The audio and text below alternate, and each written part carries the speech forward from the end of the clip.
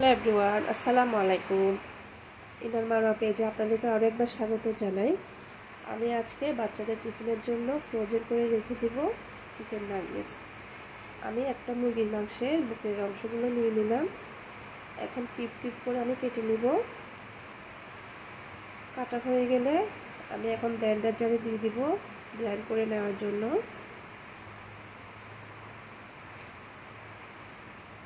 দিয়ে দিব আধা চামচ আদা বাটা, আধা চামচ রসুন বাটা, আধা চামচ পেঁয়াজ বাটা, 2টা কাঁচামরিচ, তারপর দিয়ে দেবো অল্প পরিমাণ পুদিনা পাতা। পুদিনাটা দিলাম আমি একটু স্মাইলটা একটু ভালো আসার জন্য। তারপর এখন দিয়ে দিব একটা ম্যাগি মশলা, 1 চামচ পরিমাণ মতো টমেটো সস, 1 চামচ পরিমাণ সয়া সস।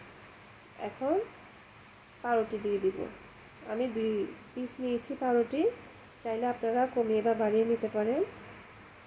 এখন পরিমাণ মতো লবণ দিয়ে দিব, হালকা করে তেল দিয়ে দিব, সয়াবিন তেল দিয়ে দিব, একটা ডিম। এখন সব কিছু একসাথে হলে ব্লেন্ড করে নিব। বেশ, আমার ব্লেন্ড করা হয়ে গেল। ব্লেন্ড করে নেওয়ার পর আমি এখন একটা বাটিতে নিয়ে নিব। ঠিক এভাবে স্মুথ করে নিতে হবে, ব্লেন্ড করে। এখন আমি ব্রেড ক্রাম্ব নিয়ে নিলাম, ব্রেড ক্রাম্ব ছিটিয়ে দিব। ছিটিয়ে দেওয়ার পর আমি এখন চিকেন নাগেটসের পুরগুলো নিয়ে নিব। পুরগুলো আমি একসাথে এখানে লাগিয়ে দিব। অনেকজন কি করে ডিম দিয়ে গড়িয়ে এরপর ব্রেড ক্রাম্বে কি করে লাগিয়ে দেয়। আমি এটা ঝামেলা মনে হলো তাই একসাথে দিয়ে দিলাম।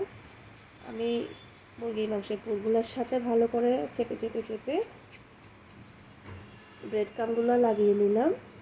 ভালো করে লাগানো হয়ে গেলে এখন আমি পিস পিস করে কেটে নিব।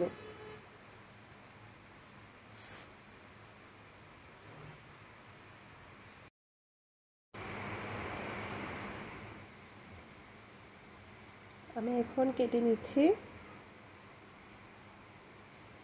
আমি 4 কোনা করে মানে স্কোয়ার শেপ করে কেটে নিলাম। নাগেটসটা একটু স্কোয়ার শেপ করে কাটলেই ভালো লাগে। এভাবে করে আমি কেটে নিলাম। আপনারা চাইলে আপনাদের পছন্দ অনুযায়ী যে যার যার মতো করে শেপ করে নিতে পারেন। এখন আমি একটু ফাঁকা ফাঁকা করে সবগুলো নাগেটস রেখে দিব, যাতে একটার সাথে একটা লাগিয়ে না যায়।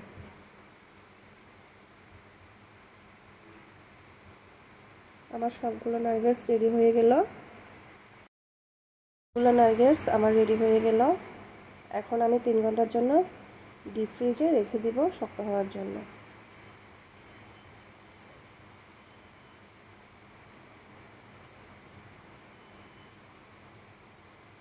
3 ঘন্টা পর চলে আসলাম। সবগুলোই ভালোভাবে শক্ত হয়েছে। আমি এখন একটা একটা করে বক্সে রেখে দিব, যাতে একটার সাথে একটা লাগিয়ে না যায়। এখন আমি বক্সিং করে রেখে দিব, যাতে একটার সাথে একটা লেগে না যায়।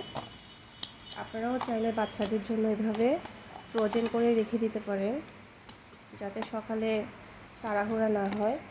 আমি আমার বাচ্চাদের জন্য সবসময় এভাবে ফ্রোজেন করে রাখি।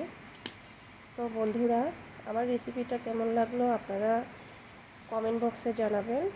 যদি ভালো লাগে আমাকে লাইক কমেন্টস করে আমার পাশে থাকবেন, আমার ভিডিওটি শেয়ার করবেন। সবাই ভালো থাকবেন। আসসালামু আলাইকুম।